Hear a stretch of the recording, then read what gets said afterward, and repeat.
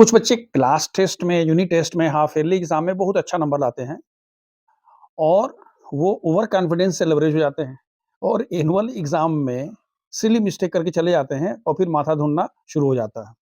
ठीक यही स्थिति भारतीय जनता पार्टी की हुई है।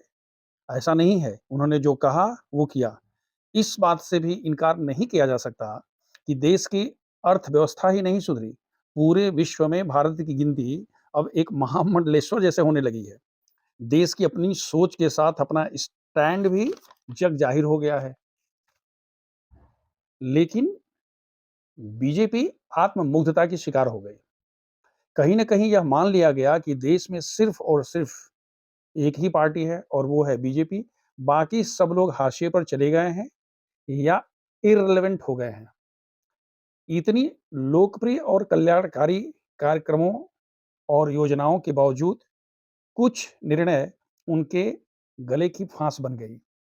जैसे इलेक्टोरल बॉन्ड, पार्टियों में जोड़-तोड़, किसान आंदोलन की मिसहैंडलिंग, अग्निवीर कार्यक्रम को प्रेस्टीज का इश्यू बना लेना, विरोधी दल के नेताओं के यहाँ छापे और उनको जेल, दूसरी पार्टी से आए हुए नेताओं को ज़रूरत से ज़्यादा तरजीह, ग्रास रूट के कार्यकर्ताओं और नेताओं से संवादहीनता अथवा सिर्फ़ आदेश, डिक्टेटरशिप वाली बात, नकारात्मक प्रचार-प्रसार और सबसे अधिक ओवर कॉन्फिडेंस ने पार्टी को आज मझधार में लाकर खड़ा कर दिया। आज स्थिति बिल्कुल भिन्न हो गई है। कुछ भी कह लें या कर लें, यथार्थ तो यही है कि सबसे बड़ी पार्टी होने के बावजूद मोदी 3 हमेशा रिसीविंग एंड पर रहेगी। एक तरह से ये अच्छा भी है, क्योंकि निरंकुशता किसी स्तर पर किसी के लिए भी अच्छी नहीं होती है। इस चुनाव की सबसे इंटरेस्टिंग बात तो यह है कि इस बार सभी पार्टियां खुश हैं। बीजेपी खुश है कि वो तीसरी बार सरकार बना रही है। साउथ में एंट्री हो गई, वोट परसेंटेज बढ़े हैं, उड़ीसा पर कब्जा हो गया।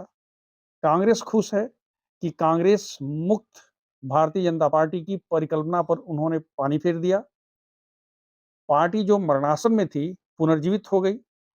समाजवादी पार्टी और टीएमसी लोकसभा के इस परिणाम को आगामी विधानसभा चुनाव के ट्रेलर के रूप में देख रहे हैं और अखिलेश यादव जी या ममता बनर्जी जी गदगद हैं। जहाँ तक चंद्रबाबू नायडू जी का सवाल है, नीतीश कुमार जी का सवाल है, दोनों हाथों में लड्डू है। अब तो वो सिर्फ़ किंग मेकर ही नहीं रह गए हैं। इस बात की संभावना से भी इनकार नहीं किया जा सकता है कि वो ये कहने लगे कि भई मुझे ही किंग बनाओ, नहीं तो आप नहीं तो फिर समझ रहे हैं। चिराग पासवान जी, तेजस्वी यादव जी, शरद पवार जी, उद्धव ठाकरे जी, अरविंद केजरीवाल जी और इस तरह के जितने भी लोग हैं, सबके पास खुश होने का और कारण तो है ही। एक कारण ये भी है कि जो बीजेपी का दावा था, अब की बार 400 पार, उस गुब्बारे की हवा निकल गई। तो लोग अपने हारने से दुखी नहीं हैं, बल्कि सामने वाला जो प्रोक्लेमेशन था, सामने वाले यानी बीजेपी ने जो दावा किया था, उसकी हवा निकल गई इसलिए वो ज़्यादा खुश हैं। चलिए, एनडीए के सभी घटक दलों यानी बीजेपी, टीडीपी, जेडीयू और अन्य छोटे-बड़े दलों से यह उम्मीद की जाए कि ये लोग अगले 5 वर्षों तक देश को एक नई ऊँचाई पर ले जाएँगे। सामान्य व्यक्ति का जीवन स्तर सुधरेगा और विरोधी पार्टियों यानी इंडिया गठबंधन एक परिपक्व विपक्ष की सकारात्मक भूमिका निभाएगा। वैसे रास्ते में कब खेला हो जाएगा, इससे भी इनकार नहीं किया जा सकता है। कुछ भी हो, देश का हित होना चाहिए। ईश्वर सबको सद्बुद्धि दे।